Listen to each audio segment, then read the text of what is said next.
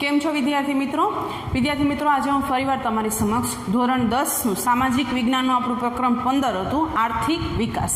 અગાઉના વિડીયોમાં આપણે અમુક મુદ્દાઓ જે છે એ મુદ્દાઓની ચર્ચા કરેલી હતી. આજે આપણે વિડીયોમાં 3 મુદ્દાઓ છે: ભારતીય અર્થતંત્રનું માળખું, ઉત્પાદનના સાધનો અને ઉત્પાદનના સાધનોની ફાળવણી. આ 3 મુદ્દાઓ જે છે એની આપણે ચર્ચા કરીશું. વિદ્યાર્થી મિત્રો, ખાસ આ પાઠનું વેઇટેજની વાત કરીએ તો 3 માર્ક્સનો એક પ્રશ્ન અને 1 માર્ક્સનો એક પ્રશ્ન, એવી રીતે ટોટલ 4 માર્ક્સનું વેઇટેજ છે. હવે આપણને ખબર જ છે કે જો 1 માર્ક્સનું હોય તો આપણે ખાસ કરીને નાની નાની વસ્તુઓ જે છે, નાના નાના ટોપિક્સ છે, નાના નાના મુદ્દાઓ જે છે ને ખાસ જોવા પડે, કારણ કે 1 માર્ક્સમાં એ કોઈ પણમાં પૂછાઈ શકે. MCQsમાં, ખરા ખોટામાં, બરાબર, 1 વાક્યમાં, ગમે એમાં પૂછાઈ શકે. તો ખાસ આપણે અહીંયા નાના નાના મુદ્દાઓ જે છે, નાની નાની બાબતો જે છે એ બાબતોને ખાસ આપણે આપણા ધ્યાનમાં લેશું. તો સૌથી પહેલો આપણો મુદ્દો જે છે એ છે ભારતીય અર્થતંત્રનું માળખું. અર્થતંત્રમાં થતી વિવિધ અસંખ્ય આર્થિક પ્રવૃત્તિઓ કે વિવિધ વ્યવસાયોને 3 ભાગમાં વહેંચવામાં આવે છે, જેમાં પહેલો વિભાગ જે છે એ છે પ્રાથમિક ક્ષેત્ર, બીજો વિભાગ જે છે એ છે માધ્યમિક ક્ષેત્ર અને ત્રીજો વિભાગ જે છે એ છે સેવા ક્ષેત્ર. તો ટોટલ આપણું અર્થતંત્ર, આપણું ઇકોનોમી જે છે એના 3 વિભાગમાં વહેંચવામાં આવે છે કે પ્રાથમિક ક્ષેત્ર એટલે કે અહીંયા કઈ કઈ બાબતોનો સમાવેશ છે જે પ્રાથમિક ક્ષેત્રમાં કરવામાં આવે છે, કઈ કયા વિષય અથવા તો કઈ કઈ બાબતોનો સમાવેશ છે માધ્યમિક ક્ષેત્રમાં, અને કઈ કઈ બાબતોનો સમાવેશ જે છે એ સેવા ક્ષેત્રમાં કરવામાં આવે છે. તો સૌથી પહેલું ક્ષેત્ર જે છે એ છે પ્રાથમિક ક્ષેત્ર. આ વિભાગમાં અર્થતંત્રના ખેતી તેમજ ખેતી સાથે સંકળાયેલી પ્રવૃત્તિઓ જેવી કે પશુપાલન, પશુ સંવર્ધન, મત્સ્ય ઉદ્યોગ, મરઘા બતકા ઉછેર, જંગલો, કાચી ધાતુઓનું ખોદકામ અને વગેરે જેવી પ્રવૃત્તિઓ જે છે એનો સમાવેશ કરવામાં આવે છે. પ્રાથમિક ક્ષેત્ર એટલે તો કે ખાસ આપણું ભારત, બરાબર, આપણું ભારત જે છે એ કૃષિ પ્રધાન દેશ છે, બરાબર. આપણે અગાઉ જોયું હતું કે 60% લોકો જે છે, બરાબર, એ કૃષિ સાથે સંકળાયેલા છે. તો આપણી કૃષિ પ્રધાન દેશ હોવાને કારણે આપણે પ્રાથમિક ક્ષેત્રમાં ખેતી લાયક, ટૂંકમાં ખેતીને લગતી તમામ પ્રવૃત્તિઓ જે છે એ પ્રવૃત્તિઓનો સમાવેશ જે છે આપણે પ્રાથમિક ક્ષેત્રમાં કરેલો છે. આપણે ઉદાહરણ જોઈએ તો કેવા કેવા ઉદાહરણ છે, તો કે પશુપાલન છે, પશુ સંવર્ધન છે, મરઘા બતકા ઉછેર છે, બરાબર, કાચી ધાતુઓનું ખોદકામ છે. આ તમામ બાબતોનો સમાવેશ છે એ પ્રાથમિક ક્ષેત્રમાં કરવામાં આવે છે. તમને એવી રીતે પૂછાઈ શકે કે પ્રાથમિક ક્ષેત્રનું કોઈ એક ઉદાહરણ લખો, તો તમારે આમાંનું કોઈ એક ઉદાહરણ, ધારો કે પશુપાલન લખી શકો, પશુ સંવર્ધન લખી શકો, મરઘા બતકા ઉછેર લખી શકો, અથવા તો કાચી ધાતુઓની ખોદકામ લખી શકો, બરાબર. તો આવી રીતે તમને 1 માર્ક્સમાં છે એ પૂછાઈ શકે છે. તો આપણી પ્રાથમિક જરૂરિયાત, આપણે કહીએ ને પ્રાથમિક ક્ષેત્ર આપણા અર્થતંત્રનું કયું છે? ખેતી. તો આ પ્રાથમિક ક્ષેત્રની વાત થઈ. ત્યાર પછીનું ક્ષેત્ર જે છે એ છે માધ્યમિક ક્ષેત્ર. આ વિભાગમાં નાના અને મોટા પાયાના ઉદ્યોગો, બાંધકામ વગેરે પ્રવૃત્તિઓનો સમાવેશ થાય છે. માધ્યમિક ક્ષેત્રમાં કોનો સમાવેશ થાય છે? તો કે નાના મોટા ઉદ્યોગો અને બાંધકામ. આપણે લખતા જઈએ એટલે યાદ રહે આપણને. નાના મોટા ઉદ્યોગો અને બાંધકામ,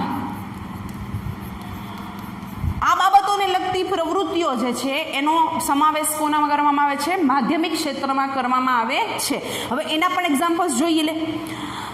અને આ વિભાગને ખાસ ઉદ્યોગ વિભાગ તરીકે પણ ઓળખવામાં આવે છે. કયા વિભાગને ઉદ્યોગ વિભાગ તરીકે ઓળખવામાં આવે છે? તો કે માધ્યમિક ક્ષેત્ર જે છે એને ઉદ્યોગ વિભાગ તરીકે પણ ઓળખવામાં આવે છે, જેમાં ટાંકણીથી લઈને મોટા મોટા યંત્રો સુધીનું ઉત્પાદન કરવામાં આવે છે. હવે ટાંકણીથી લઈને, નાનામાં નાની ટાંકણીથી લઈને મોટા મોટા કહેવાય ને કે યંત્રો જે છે એ યંત્રોનું ઉત્પાદન જે છે એ કયા ક્ષેત્રમાં કરવામાં આવે છે? માધ્યમિક ક્ષેત્રમાં કરવામાં આવે છે. તો આપણે માધ્યમિક ક્ષેત્રમાં, પ્રાથમિક ક્ષેત્રમાં ખેતીને લગતી વસ્તુઓ, બરાબર, માધ્યમિક ક્ષેત્રમાં નાના મોટા ઉદ્યોગોને બાંધકામ. એક્ઝામ્પલ્સ જોઈએ તો ટાંકણીથી લઈને મોટા યંત્રોનું ઉત્પાદન કરતી જે પ્રવૃત્તિ છે એનો સમાવેશ કેમાં કરવામાં આવે છે? માધ્યમિક ક્ષેત્રમાં. હવે લાસ્ટ છે એ છે સેવા ક્ષેત્ર. આ વિભાગમાં અનેકવિધ સેવાઓનો સમાવેશ કરવામાં આવે છે. આથી સેવાઓમાં વ્યાપાર, સંદેશા વ્યવહાર, હવાઈ તથા દરિયાઈ માર્ગો, શિક્ષણ, આરોગ્ય, બેન્કિંગ તેમજ વીમા કંપનીઓ, પ્રવાસ અને મનોરંજન વગેરે જેવી કામગીરીઓ જે છે એ આ સેવા ક્ષેત્રમાં કરવામાં આવે છે. હવે જો સેવા ક્ષેત્રમાં અનેકવિધ વસ્તુઓનો સમાવેશ કરવામાં આવ્યો છે. હવે કેવી કેવી વસ્તુઓ મેં હમણાં કીધી એ પ્રમાણે, બરાબર. એટલે એવું એ બાબતમાં કાંઈ પૂછાય છે, ધારો કે એવું પૂછાય કે વીમા કંપનીની સેવાઓ જે છે એ નીચેનામાંથી કઈ સેવા ક્ષેત્ર સાથે જોડાયેલ અથવા તો કઈ સેવા ક્ષેત્રમાં એનો સમાવેશ કરવામાં આવે છે. ઓપ્શન આપ્યો હોય પ્રાથમિક, માધ્યમિક ને સેવા, તો આપણે શું કરવાનું, અહીંયા સેવાને ટીક કરવાનું. સમજાણું? તો આવી રીતે એક માર્ક્સથી જે ક્વેશ્ચન આન્સર્સ છે એ પૂછાય છે. તો આપણે આ સેવા ક્ષેત્ર વિશેની વાત કરી. સામાન્ય રીતે વિકાસશીલ દેશોમાં પ્રાથમિક ક્ષેત્રનું પ્રભુત્વ છે. હવે આપણને ખબર જ છે આપણો ભારત દેશ છે એ વિકાસશીલ દેશ છે, વિકસિત નથી, વિકાસશીલ દેશ છે. તો વિકાસશીલ દેશોમાં ખેતી જે છે એ અથવા તો પ્રાથમિક ક્ષેત્ર જે છે એનું મહત્વ વધારે છે. આપણો ભારતમાં પણ એમ જ છે, બરાબર. કૃષિનું મહત્વ સૌથી વધારે છે. રોજગારી તેમજ રાષ્ટ્રીય આવકમાં પ્રાથમિક ક્ષેત્રનો હિસ્સો સૌથી વધારે હોય છે. કોનો? રોજગારી અને ખાસ કરીને રોજગારી અને રાષ્ટ્રીય આવક, બરાબર. રોજગારી અને રાષ્ટ્રીય આવકમાં સૌથી વધુ હિસ્સો જો હોય તો એ કયા ક્ષેત્રનો હોય છે? પ્રાથમિક ક્ષેત્રનો હોય છે. પરંતુ જેમ જેમ આર્થિક વિકાસ વધતો જાય તેમ તેમ પ્રાથમિક ક્ષેત્રનું મહત્વ માધ્યમિક અને સેવા ક્ષેત્રની સાપેક્ષમાં ઘટતું જાય છે. હવે અહીંયા ખાસ કરીને આર્થિક વિકાસ છે, બરાબર. આર્થિક વિકાસ જેમ જેમ વધતો જાય ને એમાં શું થાય છે તો કે પ્રાથમિક ક્ષેત્રનું મહત્વ થોડું ઘટતું જાય છે. કોના સાપેક્ષમાં? માધ્યમિક અને સેવા ક્ષેત્રનું જે સાપેક્ષ છે એને ઇન કમ્પેરિઝનમાં પ્રાથમિક ક્ષેત્રનું મહત્વ શું થાય છે? ઘટતું જાય છે. અને ઉદ્યોગ ક્ષેત્ર તથા સેવા ક્ષેત્રનો વ્યાપ જે છે એ વધતો જાય છે. ફોર એક્ઝામ્પલ, અત્યારે તમે જુઓ, ભલે આપણો ભારત દેશ કૃષિ પ્રધાન દેશ છે, પણ ગામડામાં વસતા જે એજ્યુકેટેડ લોકો છે, બરાબર, એ યુઝ્યુઅલી કેવું બને છે તો કે એ ખેતી ક્ષેત્ર સાથે જોડાતા નથી, પણ એ શું કરે છે તો કે શહેરમાં વસવાટ કરી અને મોટી મોટી કંપનીઓમાં બીજી અમુક જગ્યાએ લોકો નોકરી કરે. તો એના કારણે શું થાય છે તો કે આ બેની સાપેક્ષમાં આનું શું થાય છે? મહત્વ ઘટતું જાય છે, કારણ કે આર્થિક વિકાસ જોઈએ છે એટલા માટે. તો આ એક મહત્વની વસ્તુ છે. ત્યાર પછીનો આપણો મુદ્દો જે છે એ ઉત્પાદનના સાધનો. કુદરતી સંપત્તિ અને શ્રમની મદદથી ચીજ વસ્તુઓ અને સેવાઓનું ઉત્પાદન કરવામાં આવે છે. હવે અહીંયા કુદરતી સંપત્તિ અને સાથે સાથે શ્રમની પણ જરૂર પડે. ધારો કે આપણે લાકડાનો ઉપયોગ છે, ધારો કે જંગલમાંથી કોઈ લાકડું તોડીને આવે, બરાબર, તો એ લાકડાનો સીધો આપણે ઉપયોગ કરીએ છીએ? નહીં. એનો ઉપયોગ કરવા માટે શું થાય તો કે એનો ઉપયોગ કરવા માટે, એને ઉપયોગ લાયક બનાવવા માટે આપણે શ્રમની જરૂર પડે. ધારો કે આપણે તે ખુરશીને, ટેબલને જેનો કંઈ પણ લાકડાનો ઉપયોગ કરીએ છીએ તો એમને તો આપણને ખુરશી, ટેબલ મળતા નથી, ત્યાં શું જરૂર પડશે? શ્રમની જરૂર પડે છે. એટલે બે વસ્તુનું કોમ્બિનેશન આવ્યું. શું તો કે કુદરતી વસ્તુઓ અને સાથે સાથે શ્રમ, બંનેનું કોમ્બિનેશન થાય, બરાબર, પછી જ ઉત્પાદન શક્ય બને છે. આ ઉત્પાદન કરવા માટે અનેકવિધ સાધનોનો ઉપયોગ કરવામાં આવે છે. હવે આ બધી વસ્તુઓ જે છે, આ બધી ઉત્પાદન કરવાનું હોય તો ઘણી બધી વસ્તુઓની આપણે જરૂર પડે છે. સીધું લાકડું ઉપાડીને કોઈ વ્યક્તિ પોતાની જાતે અમુક લિમિટેશનમાં કરી શકે, પણ એનાથી વધારે એને કરવું હોય તો એના યંત્રોની, એને જમીનની, એને મૂડીની, બરાબર. પછી તો કે વસ્તુ બની જાય પછી એને પ્રોપર બજાર તો મળી રહેવું જોઈએ ને, ખાલી ખુરશીને એવું બનાવીને ઘરે રાખવાનું હોતું નથી. તો આ તમામ વસ્તુ જે છે એને ઉત્પાદનના સાધનોની ફાળવણી કહેવાય. તો ઉત્પાદનના સાધનોની ફાળવણી જે છે 4 પ્રકારે કરવામાં આવે છે. કયા 4 પ્રકારે? પહેલું આવે છે જમીન, મૂડી, શ્રમ અને નિયોજન. નિયોજનને બીજા શબ્દમાં નિયોજક પણ કહેવાય છે. હવે આ ઉત્પાદનના સાધનો જે છે એની આપણે ક્રમશઃ ચર્ચા કરીએ તો એમાંનું સૌથી પહેલું એ છે જમીન. સામાન્ય અર્થમાં જમીનને આપણે પૃથ્વીની સપાટીનો ઉપરનું પડ તરીકે ઓળખીએ છીએ. આપણા માટે જમીન એટલે શું તો કે આપણે જે વસવાટ કરીએ છીએ, આપણે જે જમીન ઉપર રહીએ છીએ એ, બરાબર, એને આપણે શું સમજીએ છીએ? જમીન તરીકે ઓળખીએ છીએ અથવા તો જમીન તરીકે સમજીએ છીએ. પરંતુ અર્થશાસ્ત્રની પરિભાષામાં જમીન એટલે તમામ પ્રકારની કુદરતી સંપત્તિ કે જેમાં પૃથ્વીની સપાટી ઉપર આવેલા જંગલો, નદીઓ, પર્વતો, પૃથ્વીના પેટાળમાં આવેલા ખનિજો, ધાતુઓ વગેરેનો સમાવેશ છે એ જમીનમાં કરવામાં આવે છે. જો અહીંયા ખાસ આપણે જમીનને સાદી ભાષામાં પૃથ્વીનું ઉપરનું પડ સમજીએ, પણ ઇકોનોમિક્સની લેંગ્વેજમાં એટલે કે અર્થશાસ્ત્રની ભાષામાં જમીન એટલે ખાલી પૃથ્વીનો ઉપરનો ભાગ જ નહીં, પણ પૃથ્વીના ઉપર આવેલા અથવા તો પૃથ્વીની સપાટી પર આવેલા જંગલો, પર્વતો, બરાબર, પછી તો કે સાથે સાથે પૃથ્વીની પેટાળમાં આવેલા ખનિજો, ધાતુઓ વગેરેનો સમાવેશ જે છે એ અર્થશાસ્ત્રની પરિભાષામાં જમીન અંતર્ગત કરવામાં આવ્યો છે. આમ જમીન એ ઉત્પાદનનું કુદરતી સાધન છે. કયું આપણને એવું પૂછવામાં આવે કે કયું સાધન જે છે એ ઉત્પાદનનું કુદરતી સાધન છે, તો એક આવે જમીન, બરાબર. તો આ એક વસ્તુ જે છે, તો આપણે આ જમીન વિશેની માહિતી મેળવી. ત્યાર પછી આવે છે મૂડી. ઉત્પાદનની પ્રક્રિયામાં ઉપયોગમાં લેવામાં આવતા માનવ સર્જિત સાધનો જેવા કે યંત્રો, ઓજારો, મકાનો વગેરેનો સમાવેશ મૂડીમાં કરવામાં સમાવેશ જે છે મૂડીમાં કરવામાં આવે છે. આપણે મૂડી એટલે શું, તો કે આપણે પૈસાને મૂડી, પણ ઇકોનોમિક્સની લેંગ્વેજમાં એને મૂડી તો કહેવાય, પણ ઇકોનોમિક્સની લેંગ્વેજમાં એ ઉપરાંત કોનો સમાવેશ કરવો, તો કે યંત્રો, ઓજારો, બરાબર, મકાનો, તમામ બાબતોનો સમાવેશ જે છે એ મૂડીમાં કરવામાં આવે છે. તો આપણે આ ખાસ એક વસ્તુ યાદ રાખવી, કારણ કે અત્યારે આ પાઠ છે એ અર્થશાસ્ત્રનો છે, બરાબર, જેથી કરીને અર્થશાસ્ત્રમાં સમાવેશ થતી બાબતો જે છે એ બાબતોના, અહીંયા જમીન એટલે સીધી જમીન વિશે લખી નાખતા, મૂડી એટલે સીધા પૈસા વિશે લખી નાખતા નહીં, પણ મૂડી એટલે તો કે યંત્રો ને મકાનો ને ઓજારોને, કારણ કે કોઈ પણ વસ્તુનું ઉત્પાદન કરવું હોય તો એના માટે યંત્રોની એની જરૂર પડે, ઓજારોની જરૂર પડે, તો મકાનોની જરૂર પડે, એમના ખુલ્લા મેદાનમાં કોઈ વસ્તુનું ઉત્પાદન કરી શકાતું નથી. તો એ વસ્તુ જે છે એ એના માટે મૂડી કહેવાય છે. ત્યાર પછી આવે છે શ્રમ. ભૌતિક વળતરની અપેક્ષાએ કરવામાં આવતા કોઈ પણ શારીરિક કે માનસિક કાર્યને શું કહેવાય છે? શ્રમ કહેવાય છે. ભૌતિક વળતર, બરાબર. હવે કોઈ પણ વ્યક્તિ કામ કરતું હોય તો એ કામ કરવાના બદલામાં એને વેતન ચૂકવવામાં આવતું હોય, એટલે કે ભૌતિક વળતર. એના માટે માનસિક કે શારીરિક જે કંઈ પણ કહેવાય ને, જે કંઈ પણ કરવામાં આવે છે ને શ્રમ કહેવાય છે. શ્રમ એટલે શું થાય? મહેનત થાય, બરાબર. આપણે સાદી ભાષામાં કહીએ તો શ્રમ એટલે મહેનત, શ્રમ એટલે કાર્ય. શ્રમ એ ઉત્પાદનનું સજીવ સાધન છે. અહીંયા એક ખાસ વચન, સજીવ સાધન. આ શું હતી? કુદરતી સંપત્તિ અથવા તો કુદરતી સાધન, બરાબર. આ ખાસ બે ડિફરન્સ છે, યાદ રાખવાના છે. સજીવ સાધન પૂછવામાં આવે તો શ્રમ આવે, બરાબર. કુદરતી સાધન પૂછવામાં આવે તો શું આવે? જમીન. ખેત મજૂરો, હવે એમાં કોનો સમાવેશ કરવામાં આવે? તો કે ખેત મજૂરો, કામદારો, શિક્ષક, ડૉક્ટર, કારીગરો, આ બધાનો સમાવેશ છે એ કોના કરવામાં આવે છે? શ્રમ અંતર્ગત કરવામાં આવે છે. ત્યાર પછી અને છેલ્લું એ છે નિયોજન, અને બીજા શબ્દોમાં કહેવાય નિયોજક. ઉત્પાદનની પ્રક્રિયામાં જમીન, મૂડી અને શ્રમ ત્રણેય સાધનોનું નફાના હેતુથી કુશળતાપૂર્વક સંયોજન કરનાર વ્યક્તિને નિયોજક કહેવાય છે.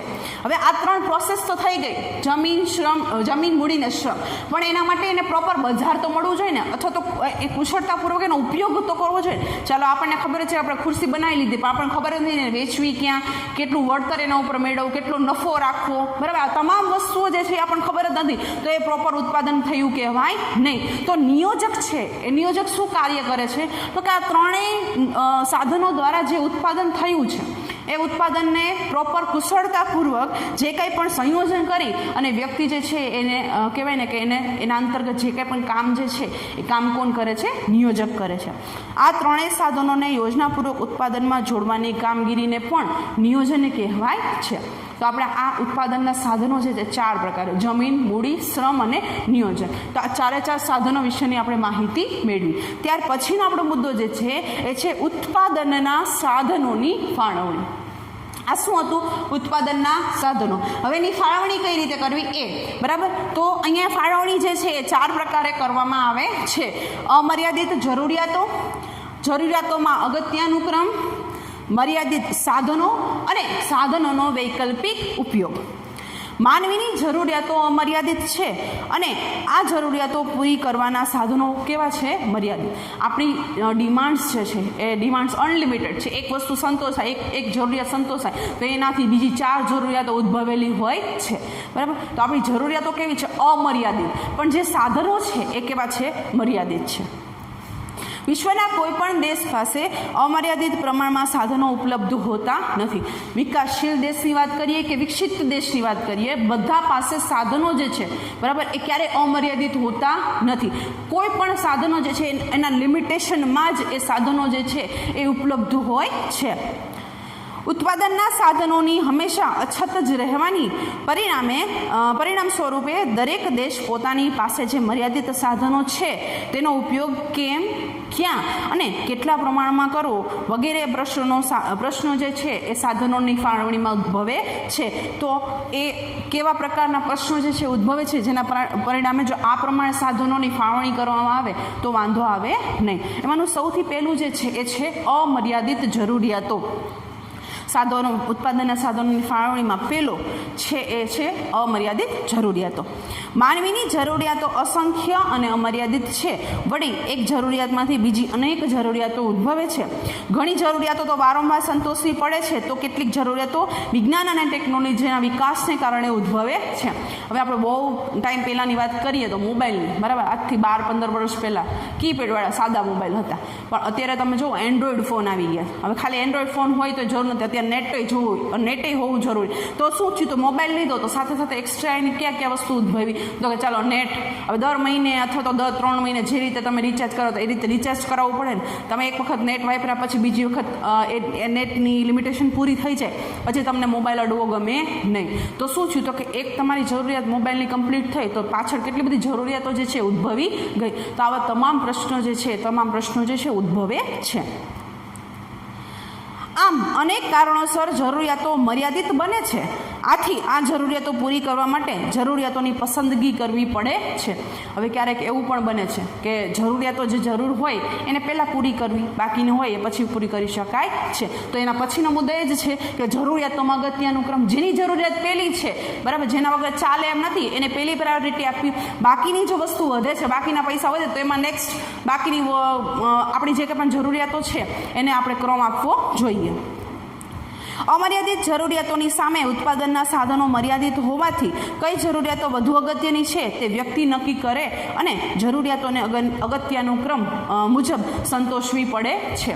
બરાબર. હવે વ્યક્તિએ જ નક્કી કરવાનું હોય કે ભાઈ મારે આ મહિનામાં આ વસ્તુની જરૂર સૌથી વધારે છે કે જેના વગર ચાલે એમ જ નથી, તો એને આપણે પહેલી પ્રાયોરિટી આપવી જોઈએ. બાકીની ઓપ્શનલ થિંગ્સ છે કે જેના વગર ચાલે એમ છે તો ઓકે, કાંઈ વાંધો નહીં, ચાલો એના વગર આપણને ચાલે એમ છે. ખાસ કરીને અત્યારે જ્યાં કોરોનાની પરિસ્થિતિ જે છે, બરાબર, એવા સમયગાળામાં જ્યારે લોકડાઉન હતું ત્યારે એ જ પ્રશ્ન હતો કે ભાઈ આપણી જીવન જરૂરિયાતની વસ્તુઓ શું છે. કારણ કે મોસ્ટલી તમે જોજો અમુક જોબ ને બધું બંધ હોવાને કારણે ઘણા બધાને એવો પ્રશ્ન થયો કે ફિનાન્શિયલી કાંઈ કહેવાય ને કે આવક જે છે આવક હતી નહીં. તો એ 3 મહિનાના સમયગાળા દરમિયાન ઘણા બધાને કહેવાય ને ફિનાન્શિયલી તકલીફ હતી. તો એ સમયગાળા દરમિયાન આપણે શું કર્યું હતું, તો કે આપણી જે જરૂરિયાતની વસ્તુઓ હતી એ સમયે જરૂરિયાતની આપણી પ્રાથમિક વસ્તુઓ હતી, બરાબર, કે જમવાનું છે, બરાબર, દિવસનું, પછી તો કે દૂધ છે, એ જે કંઈ પણ આપણી બેઝિક જરૂરિયાતો છે એને આપણે પહેલાં સંતોષી હતી. કોઈ ખરીદી કરવાની કે એવી બધી જરૂરિયાતો જે છે એ સમય હતી નહીં. તો આ એક મહત્ત્વની વસ્તુ કે જે વસ્તુની ખરેખર જરૂર છે એને આપણે પહેલી પ્રાયોરિટી આપવી જોઈએ.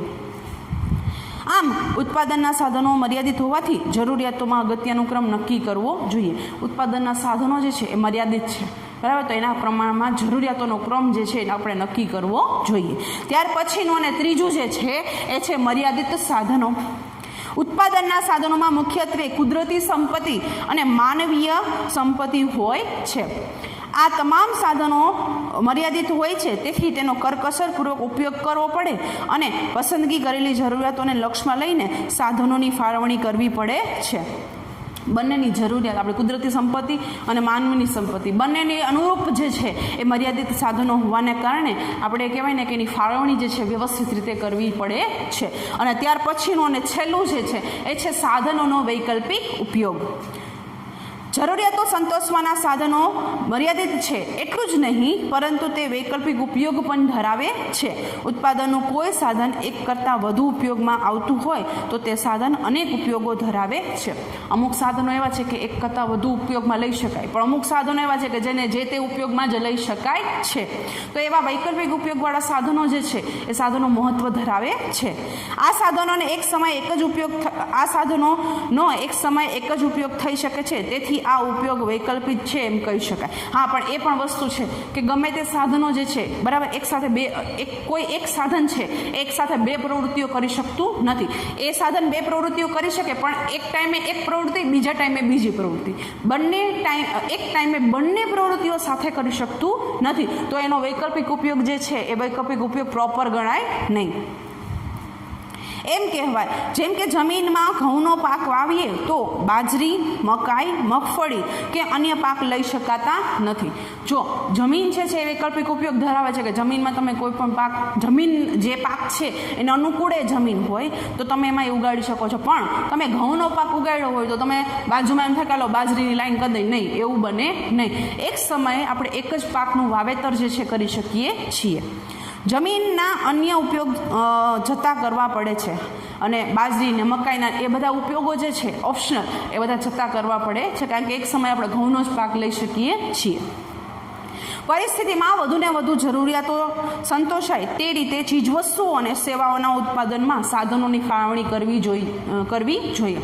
સાધનોની ફાળવણી એવી રીતે કરવી જોઈએ કે જ્યાં વધારે જરૂરિયાત હોય એ પહેલાં અને બાકી ઓપ્શનલ વસ્તુઓ જે છે એ ત્યાર પછીના ઉત્પાદનમાં લઈ શકાય. તો વિદ્યાર્થી મિત્રો, આજના આપણા પાઠમાં જે છે આપણે અહીંયા સુધી રાખીએ. હજી પાઠ અધૂરો જે છે એના પછીના નેક્સ્ટ વિડીયોમાં જોશું. ત્યાં સુધી નમસ્કાર.